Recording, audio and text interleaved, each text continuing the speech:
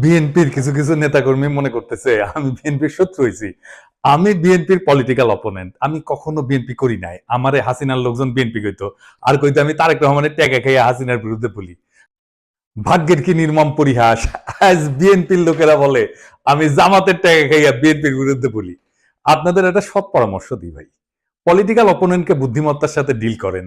রাজনীতি করতে আসছেন, আপনার অপোজিশন থাকবে, আমার লোকে তেদরামি করতে আসেন না ভাইজান। আমি অনেক দরদ নিয়ে ক্রিটিক করি আপনাদের দলের। এটা যদি সহ্য না হয়, আওয়ামী লীগরা যেভাবে ট্রিট করতাম সেভাবে যদি ট্রিট করতে বাধ্য হইতে হয়, তাতে আপনাদেরই ক্ষতি। আপনাদের যে ফাজলামি দেখি তাতে আমার কোনো বাল ছেড়া যাবে না, আপনার বাল ছেড়ার ক্ষমতাও নাই। যাই হোক, অনেকে বলে বিএনপির পিছে কেন লাগিছি, উত্তরটা আগে বলছি, আর একটু খুলে বলি। এটা রাজনৈতিক, দার্শনিক, ভূ রাজনৈতিক বিষয় আছে এটার সাথে। আসেন এটা আমরা খুঁজে দেখি। কয়টা প্রশ্ন করি, দেখি এই প্রশ্নগুলো আপনাদের মনে আসছে কিনা কখনো। বাংলাদেশে মুজিবকে কেন স্বৈরশাসক হইয়া উঠতে হয়েছিল? অত্যন্ত জনপ্রিয় নেতা ছিল কিন্তু মুজিব, তারপরেও স্বৈরশাসক হইয়া উঠতে হয়েছিল কেন? জিয়াকে কেন মরতে হইল? সামরিক ব্যাকগ্রাউন্ড থেকে আসা পরেও কেন জিয়াকে স্বৈরশাসক হইতে হয় নাই? কেন জিয়াকে মাইরা ক্ষমতায় এরশাদকে বসাইতে হয়েছিল? কেন এরশাদকে স্বৈরশাসক হইতে হয়েছে? কেন হাসিনাকে ফ্যাসিবাদ কায়েম করতে হয়? এই প্রশ্নগুলো পরিষ্কার উত্তর না পেলে আপনি কখনোই বুঝবেন না বাংলাদেশের সামনে বিপদগুলো কি কি। আপনি বুঝবেন না বিএনপি যায় না হোক আর না যায় না হোক, দেশকে কোন গাড্ডায় নিয়ে যাইতেছে, এবং কেন বিএনপির বিরোধিতা করাটা আপনার জন্য ফরজা কিফায়া। এইটা পরিষ্কারভাবে বোঝার জন্য আপনাদের বাংলাদেশ নিয়ে ইন্ডিয়ার কুরকুরানিটা কেন সেটা বুঝতে হবে। তা না হলে রাজনীতির কোনো হিসাব আপনি মিলাইতে পারবেন না, আর বারবার আপনি এইরকম স্বৈর শাসন আর ফ্যাসিবাদের কবলে পড়বেন। আসেন আল্লাহর নামে শুরু করি। আপনি যদি ভারতকে প্রশ্ন করেন আজকের দিনে তার সবচেয়ে ঝুঁকিপূর্ণ সীমান্ত কোনটা, কে তার সবচেয়ে কৌশলগতভাবে গুরুত্বপূর্ণ প্রতিবেশী, পাকিস্তান কিন্তু না। উত্তরটা হইল বাংলাদেশ। বাংলাদেশ কেন ভারতের একটা জীবন্ত দুশ্চিন্তা, সেটা বুঝতে হলে আপনাকে দুইটা জিনিস একসাথে দেখতে হবে। প্রথমত, ভারতের কাছে বাংলাদেশের সবচেয়ে বড় সমস্যা হলো তার ধর্ম, ডেমোগ্রাফি। বাংলাদেশ মুসলমান সংখ্যাগরিষ্ঠ দেশ, এটা তো জানা কথা, কিন্তু আশ্চর্যের ব্যাপার হইল ভারতের পূর্বাঞ্চলে একসময় মুসলিম মেজরিটি ছিল। আসাম থেকে শুরু করে নাগাল্যান্ড পর্যন্ত পুরানো ক্যাবিনেট মিশন প্ল্যানে পূর্ব ভারত বরাবর মুসলিম সংখ্যাগরিষ্ঠ অঞ্চল হিসেবে বিবেচিত হয়েছিল। ক্যাবিনেট মিশন প্ল্যান কি? আসেন এটা একটু খুঁজে দেখি। ক্যাবিনেট মিশন প্ল্যান হচ্ছে 1946 সালে ব্রিটিশ সরকার প্রস্তাবিত একটা সাংবিধানিক পরিকল্পনা, যা ভারত উপমহাদেশের রাজনৈতিক ভবিষ্যৎ নির্ধারণের জন্য গৃহীত হয়।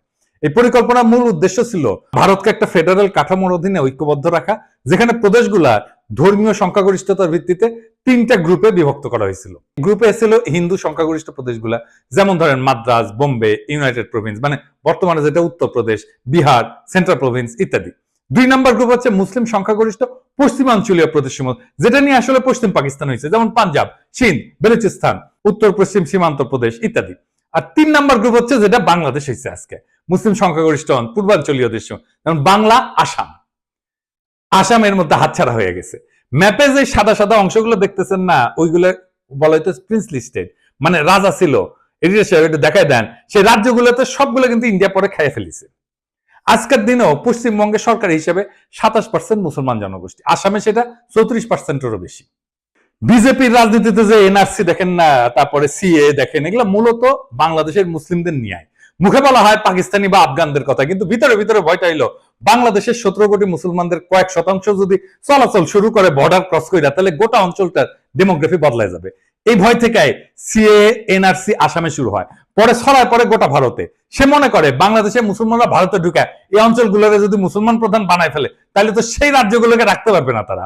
তো এই ডট থেকে ভারত কি করে, সে 4000 কিলোমিটার এক কাঁটাতারের বেড়া বানায়। এটা পৃথিবীর সবচেয়ে দীর্ঘ সীমান্ত বেষ্টনী, এবং এইটারে সে দুনিয়ার সবচেয়ে সহিংস বর্ডার বানাইছে। প্রত্যেক মাসে 2-3 জন বাংলাদেশি নিহত হয়।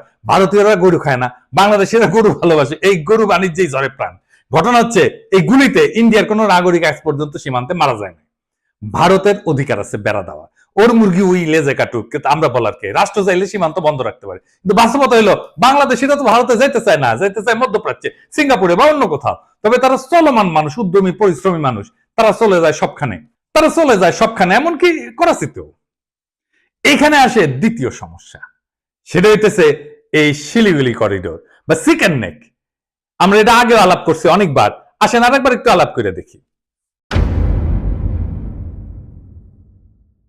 ভারতের সেভেন সিস্টার্স মানে নর্থ ইস্ট বাংলাদেশের ওই পাশে অবস্থিত। আর এই অঞ্চলের সাথে বাকি ভারতের যোগাযোগ হয় মাত্র 15 কিলোমিটার প্রশস্ত শিলিগুড়ি করিডোর, যেটাকে চিকেন নেক বলা হয়। এর চারপাশে চীন, ভুটান আর নেপাল। এই করিডোর যদি কেউ একদিন কেটে দেয় তাইলে উত্তর পূর্ব ভারত বিচ্ছিন্ন হয়ে যাবে, ভয়টা এখানে। আর তার উপরে নর্থ ইস্ট নিজেই একটা বিশাল সমস্যা। ত্রিপুরা, মিজোরাম, নাগাল্যান্ড সবখানে গোষ্ঠীগত সংঘাত, ধর্মীয় ভিন্নতা, ভাষা সংস্কৃতির বৈপরীত্য। অনেক জায়গায় বিদ্রোহ হইতেছে, আবার অনেক জায়গায় বিদ্রোহীরা মায়ানমারের বিদ্রোহী গোষ্ঠীর সাথে যুক্ত। তাহলে ভারত ওইখানে যুদ্ধ বাঁধলে ট্যাঙ্ক পাঠাবে কিভাবে, সেনা পাঠাবে কিভাবে, ভারী অস্ত্রশস্ত্র পাঠাবে কিভাবে? বাংলাদেশ ছাড়া কোনো উপায় নাই। তাদের প্রয়োজন ট্রানজিট এবং করিডোর। চট্টগ্রাম বন্দরের মাধ্যমে ত্রিপুরায় প্রবেশ বা রেলপথে পূর্বাঞ্চলে যাওয়ার সুবিধা, এটাই ভারত দীর্ঘদিন ধরে চাইছে। কিন্তু ভাবেন একবার, আপনি একজন বাংলাদেশি, আপনাকে কাঁটাতারে ঘিরে রাখা হইলো, তারপরে বলা হইলো ভারতীয় ট্রাক যাবে আপনার দেশের একদিক থেকে আরেক দিকে, ভারী সরঞ্জাম যাবে। তিতাস নদীতে মাটি ফেলাম, নদীতে বাদ দিয়া রাস্তা বানায় ভারী সামরিক সরঞ্জাম পাঠাইছিল একবার, মনে আছে না? দেখেছেন কেমনে মাটি ফেলায় তিতাস মেরে ফেলাইছিল? এই রাস্তা বানানোই হয়েছিল ইন্ডিয়ার পণ্যবাহী ভারী ট্রাক নেওয়ার জন্য। তো এই যে সিস্টেম, এটাকে রাজনৈতিক ভাবে বিক্রি করা অসম্ভব, মানে বাংলাদেশের মানুষ তো মানবে না। তাই দরকার একটা গণবিরোধী ভারত বান্ধব সরকার, যারা এই চুক্তিগুলো চুপচাপ করে ফেলবে এবং জনগণ কিছু জানাবে না। এই হইলে পুরা কাহিনী। ভারত কেন বারবার বলে বাংলাদেশ আমাদের সবচেয়ে গুরুত্বপূর্ণ মিত্র? কারণ কৌশলগত দিক দিয়া বাংলাদেশ ছাড়া ভারতের নর্থ ইস্ট অচল। কিন্তু ধর্মীয় দৃষ্টিভঙ্গিতে ভারত মুসলমান পছন্দ করে না, তাই কাঁটাতারে বেড়া দিছে। আবার কাঁটাতার দিয়ে ঘিরে দিলে তার সেভেন সিস্টার্স অরক্ষিত হয়ে পড়ে। এই এক শাখের করাত, যাইতেও কাটে আসতেও কাটে। তাই বাংলাদেশে ভারতের সবসময় এমন শাসক দরকার যে ভারতের অনুগত হবে এবং তাদের মতে বন্ধুভাবাপন্ন হবে।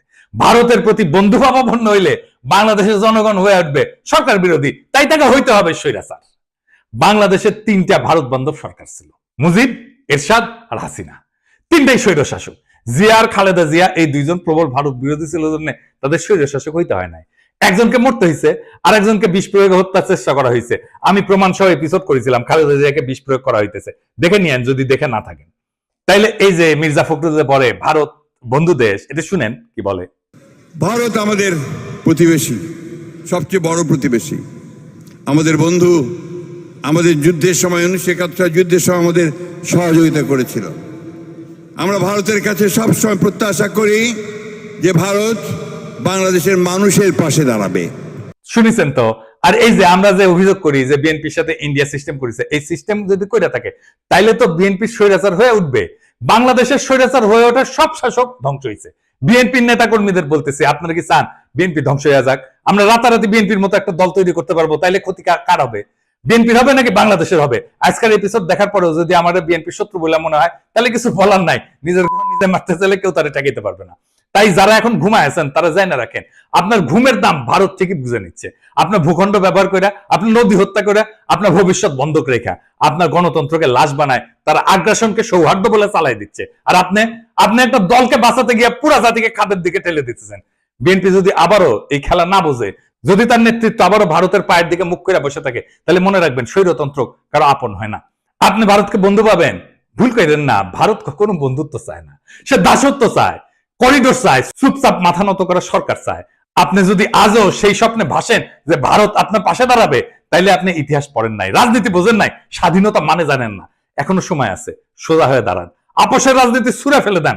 যারা আপনার সমালোচনা করতেছে তাদের ভয় করেন না, বিবেকটা বরং আপনার জাগ্রত করেন। কারণ আজকের দিনে সত্য বলা মানে বিদ্রোহ করা, আর এই বিদ্রোহই যদি শেষ আশ্রয় হয়, তবে আমি গর্ব করে বলি ইনকিলাব জিন্দাবাদ।